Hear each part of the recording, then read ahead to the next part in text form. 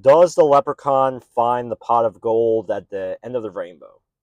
Well, it's unemployed day 7 of my unemployment search, and I've been actually getting, when I was on Indeed, I've been getting a couple like replies recently, but one of them was like from Walmart, and they were saying like from $15 to $23 an hour. But they want me, it wasn't even scheduling an interview. It was like they sent me a link and then I gotta apply and then I may get an interview, you know? And that's the thing that's sad nowadays is that the employers want you to jump through so many hoops, but they don't want to hire. Like they don't want to hire. They're for some reason terrified of hiring people, or they're just like have hundreds of different applications, and like some of these like jobs have like 4,000 people apply for one. I mean, the $80,000 general manager positions or whatever, they get like 400 applicants at once. It's like how you supposed to even compete with that? And the answer is you can't compete with that. Um, I mean, at the end of the day, it's. I think interviewing is now becoming more of a skill where you got to prepare for interview better than the other person because nowadays it's not like where you walked into an office and you applied for a job and you got called the next day like, hey, you're hired. Now they have like 10 people you're competing with, 10 to 100, where they're like, okay, first round interview, second round, third round, 4 or 5 rounds, and then you get no offer or they ghost you. Whether the employer ghosts me or not, I don't give a shit. But just like if I like if like that I'm ghosting an employer, I don't feel like it's right either. So any way you look at things, you gotta look at it like it's it's you applying for the job. But I mean, what happens if some of these jobs where you go in and then you for say like what happens if like all around the world like the power grid goes off or there's rolling blackouts or something like that. I mean, there was a IT attack recently that grounded or all airports around the world. I know this is around like July, but imagine one issue or a software update for was it crowd strike or whatever it's called. So there's a there's one company controls basically all the airplanes, banks, and then what's it called? Operating systems around the world apparently, and everyone runs the same operating system.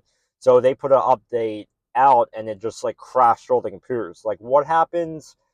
Like, if that really like goes like for weeks or months on end, and then we can't even work out our jobs because they're all the operation systems are down. We're using pens and papers. I mean, I think the world is pretty unstable. I mean, you look at other countries like France and stuff like that, and they're having like wars over there or something. I don't really know what's going on, but they're having like wars of their fellow no, not coworkers. Um, the police are versing against the civilians. I think if it gets bad enough in America, there's going to be fucking riots on the street. But to get to that point, people have to get really pissed off at the situation. And I don't see that yet. I don't see people that pissed off yet, but they can actually get to that point at some point in time. I don't know when that point in time is, where that's going to be, but it's crazy and it's insane to think that like even during COVID, when COVID was going on and there was like people on the street because people were confused. It's like people can't work, people are confused. They go around or like they're riot on the street. Like we don't kind of like I don't know what the fuck's going on, so I'm gonna ride on the side of the street and shit gets messed up. I don't give a shit, you know. Like these employees, I mean employers have to start respecting their employees. I mean, there's so many things you got to deal with in the workplace. You got to deal with workplace snitches, like people that are doing some shady shit that want to get you fired for no reason. And these people can act like your best friends at the beginning. They act like your best friend. They act like your neighbor, and then next thing you know, like flip of a switch, they go into hardcore trying to get you fire mode. And it's super wrong, and it to the employer, it confuses the employer. It's a catastrophe for the employee because let's be honest, not a lot of people are staying 20, 30 years on a job anymore, especially when this shit's going on. When this shit's going on, people are definitely not staying for 20, 30 years. And why would they? Why would they stay for 20, 30 years when all this bullshit is going on, when you can get fired at any moment for anything, or your employees can throw you under the bus like super hard? Like if the employer is investigating you, like put you on a PIP plan, like a performance improvement plan, then you really know you're fucking fired because they're tracking everything you're doing. And they're like, or if they say words like, oh, we gotta kick someone off the ship or like kick someone off the schedule. Literally, employer told me that before. It's like, oh, thanks a lot. Now I guess I'm the person that's going to be kicked off the ship, right? Like I'm about to be the person that's fucking fired. You choose me? Well, I choose you and you choose me to get fired. You know? It's just ridiculous out here. It's a crazy town.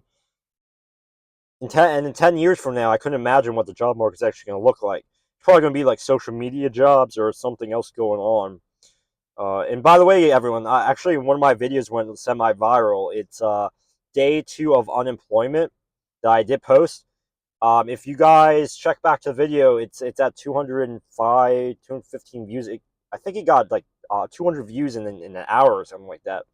So if that video goes viral, it goes viral. But check back at it because you never know, because YouTube may just make your stuff go viral. I mean, if you look at Jake Paul, all these famous YouTubers, a lot of them went viral by Vine. So I don't think I mean, YouTube had a play in it. They were early to the game, right?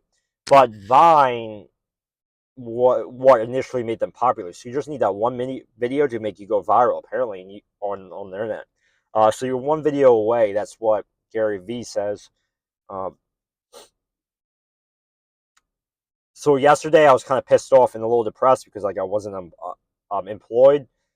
So what I did, I mean, I was kind of sad. Like I was really sad talking in my past video that I recorded yesterday.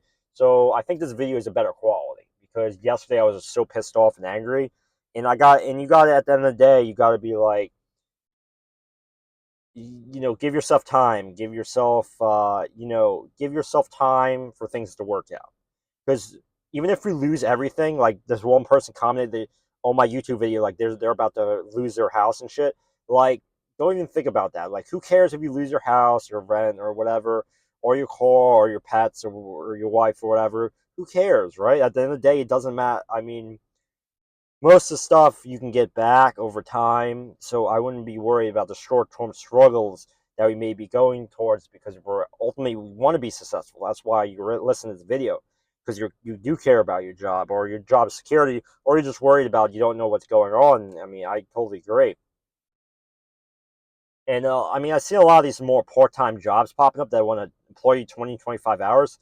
Like, shit, if you're doing that to me, dude, I'll just work fucking 90 hours a week doing 3 jobs. Fuck it, right? These employers try to put you in a box, and it's bullshit. It's so bullshit. They're like, oh, we need morning, nights, and afternoons. They're putting you in a box. That's what they are doing. That's seriously what they're doing.